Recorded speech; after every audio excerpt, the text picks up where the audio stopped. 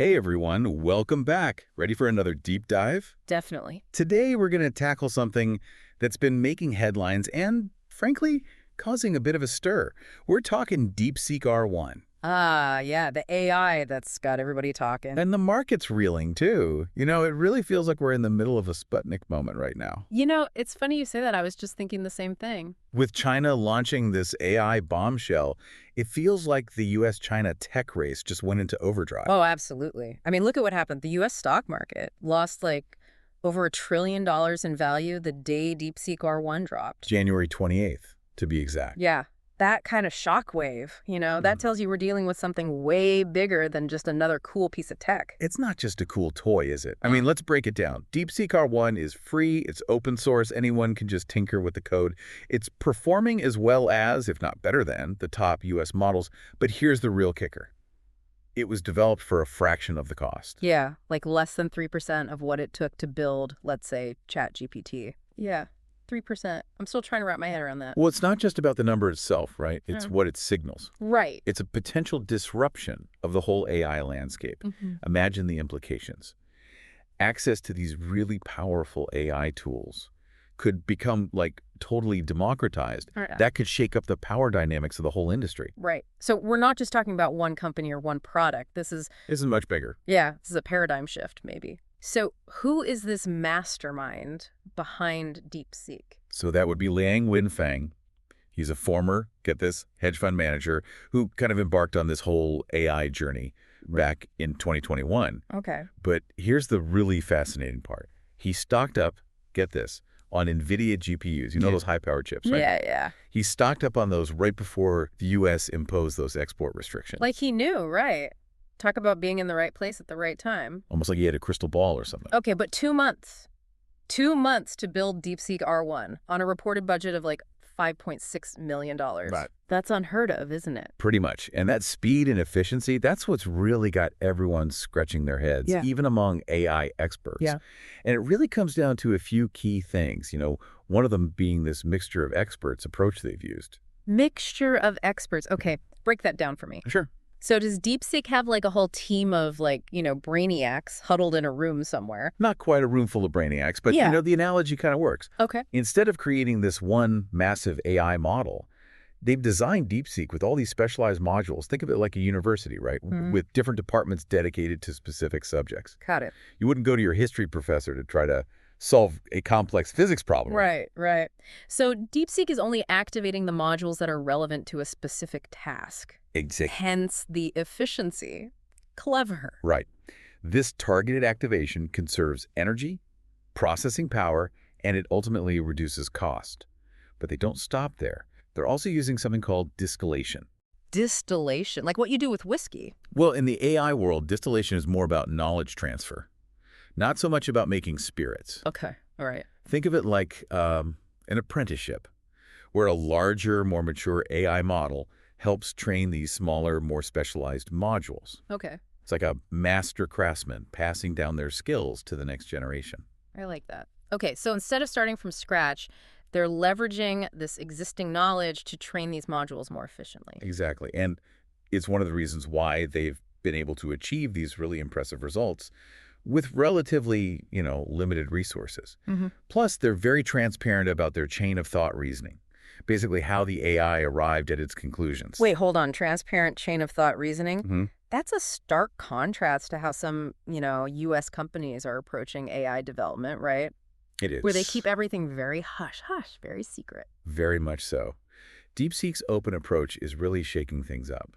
It lets developers understand how the AI is making its decisions. Right. And that potentially could lead to more trust, maybe faster improvements. It's a gamble, but it seems to be paying off. It's definitely sending shockwaves through Silicon Valley from what I've been hearing. Oh, absolutely. Imagine you're a major player in the AI space, right? And suddenly this competitor comes out of nowhere. Yeah. Offering comparable performance for a fraction of the cost. I mean, no wonder there's a bit of panic mixed with a scramble to adapt. I bet. I read that OpenAI quickly made their GPT-3 mini model free. And there are even rumors that Meta is having some serious internal discussions about their whole AI strategy. Is this a turning point for the industry, do you think? It could very well be. Yep. That old playbook of building bigger, more expensive models, that might not be the winning strategy anymore. Interesting. This can be the beginning of an era where the real value isn't in the AI model itself, but in the applications built on top of them. Okay, so less about the raw power and more about what you can actually do with it. Precisely. That's a pretty interesting shift. It is a fascinating development.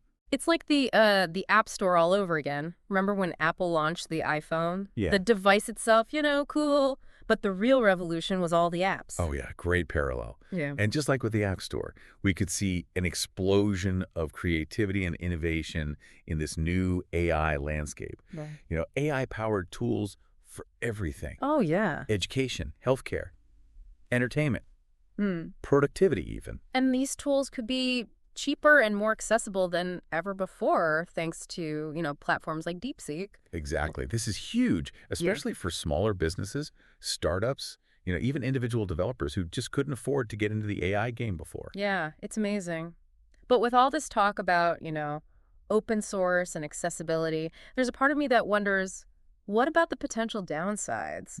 What about, the possibility of this technology being misused? I mean, anyone can access and modify DeepSeek's code, right? Yeah, no, that's a valid concern. And it's something we need to be having some really serious discussion about. Yeah. Open source AI has this incredible potential for good. Right. But like any powerful technology, it can also be used for not so good things. For sure. And, DeepSeek sends user data to China, right? Right. Some folks are raising some real concerns about, privacy and security. I mean, we're not just talking about like your favorite coffee order here. Yeah. This could be some pretty sensitive personal data. Oh, absolutely. It's a really complex issue, and it raises all these important questions about, data sovereignty, transparency, and ultimately who controls these powerful AI systems. It's a balancing act for sure. Yeah. Between harnessing the potential of AI while safeguarding, individual rights. It's like we're at a crossroads. Do we embrace all the potential benefits of open source AI, even with the risks, or do we try to put the genie back in the bottle, try to regulate it heavily? I don't think there's an easy answer. This is a conversation that needs to involve everybody. Policymakers, industry leaders, ethicists, the public, everybody. We need to really consider the potential consequences of our decisions and work together to create a framework that, encourages innovation while protecting our values. You mentioned ethicists, which reminds me of something I've been hearing more and more about, the Thucydides Trap. What is that exactly, and how does it relate to all of this? Right. So the Thucydides Trap is a term, it was actually coined by a political scientist named Graham Allison. Okay. And it refers to this historical pattern where a rising power, like China in this case, challenges an established power, like the U.S. Okay. And that rivalry often leads to conflict. So are we saying that DeepSeek is like, the catalyst for some real-world conflict between the U.S. and China? That sounds a little dramatic, doesn't it? I don't think it's about DeepSeek itself being like a weapon or anything, but it's more of a symbol of this larger power dynamic, right? The rapid advancements in AI, particularly from China, are changing the global landscape. Right. And that shift, that could lead to more tension, increased competition, for sure. It's like a modern-day space race, but instead of, rockets and satellites, it's AI. And just like with the space race, you've got this competition that can drive incredible innovation, but it also carries this risk of escalation, maybe even conflict. Yeah, absolutely. And that's why it's so important to, encourage dialogue, collaboration, and a sense of, shared responsibility. Yeah. We need to figure out how to use AI for good, for everyone, rather than letting it become, a source of division or conflict. For sure, for sure. Okay, so we've talked about the big picture stuff, the potential risks, the rewards. But what about some specific ways that DeepSeek's arrival is already impacting industries and companies? What are you seeing? We're seeing a really wide range of responses. Everything from cautious optimism to like straight up panic. Some companies are scrambling, investing heavily in their own AI research and development. Yeah. Others are trying to figure out ways to integrate DeepSeek into their existing workflows. And then there's some who are just trying to wrap their heads around it all, What does it all mean for their business? It's a lot to process, for sure.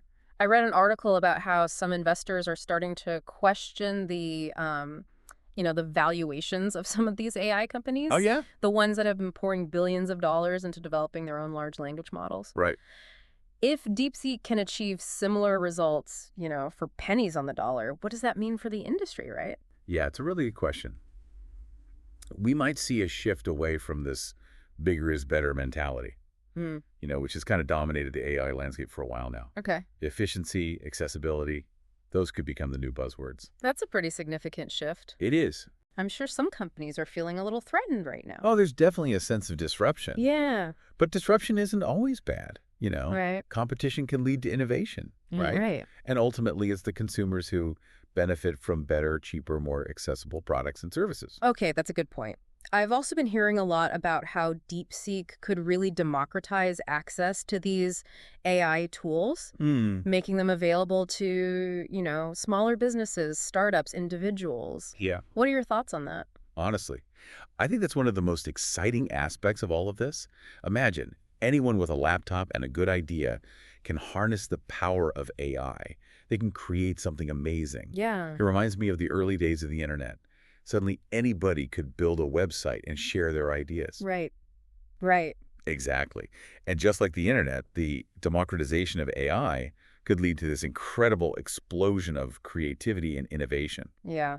New applications and solutions emerging from all corners of the globe. That's an inspiring thought, but let's not get too carried away. Yeah. It's important to acknowledge that there are also potential downsides to, this rapid democratization of AI. Oh, totally. I mean, Hmm. we need to be mindful of, the misuse, Hmm. the bias, the unintended consequences. It's crucial that we develop ethical frameworks and safeguards, especially as this technology gets more powerful and ubiquitous. For sure.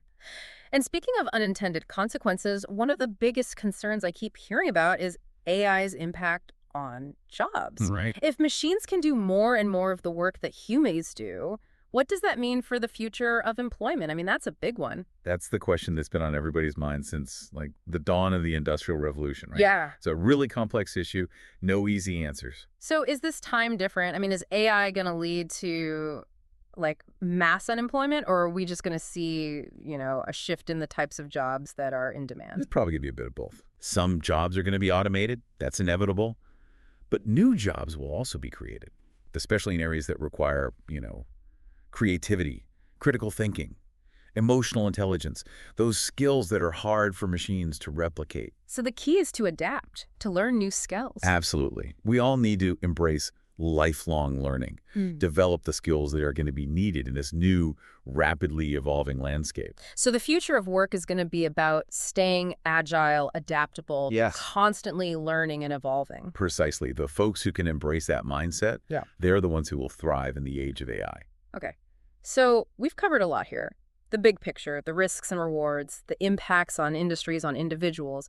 But there's one more piece of this puzzle that I think we need to explore. Right. The ethical considerations surrounding DeepSeek and really the future of AI as a whole. It feels like we're in uncharted territory here, Yeah. With AI becoming so powerful, so accessible. I mean, we got to be asking some tough questions. How do we make sure it's used ethically, responsibly? It's not even just about, preventing it from being used for bad things. Yeah. We have to think about the unintended consequences, too. Right. Even when AI is designed, with the best intentions. Okay, give me an example. What kind of unintended consequences? Let's say AI-powered hiring tools. Yeah, okay. They're supposed to make hiring more efficient, remove human bias, right? Right. But what if the data that's used to train these systems, what if that data is biased itself? Ah, I see what you're saying. So the AI could end up perpetuating those biases, maybe even amplifying them without us even realizing it. Exactly. And that's just one example. We've got to be really careful about the data that we're using to train these AI systems. Right. We need to be constantly monitoring for any signs of bias, any unintended It consequences. sounds like a whole new level of responsibility here. Like it's not just about writing the code anymore. It's about understanding the impact of that code on society. It's a whole new way of thinking for sure. And it needs to be a team effort. The developers, the ethicists, the policymakers, even the public. We need to create guidelines, frameworks, for developing and deploying AI ethically. So this isn't just a tech issue, it's a societal issue. And we need to have these conversations now, before it's too late to course correct. Absolutely. We're at this pivotal point.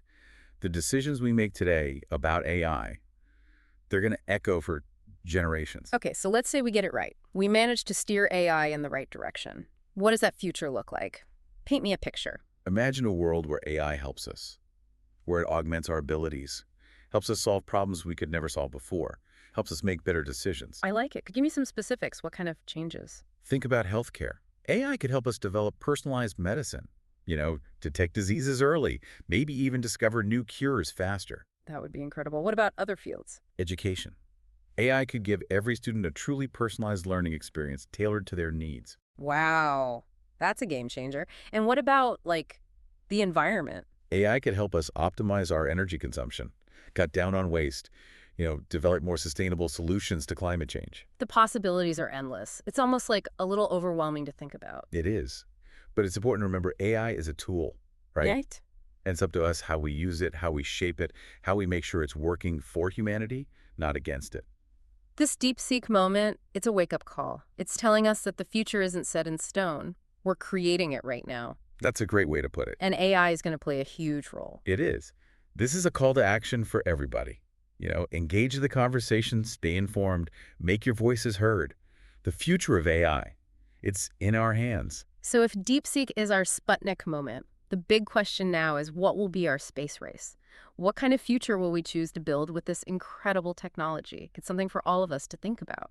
I hope this deep dive gave everyone a better understanding of just how complex this all is.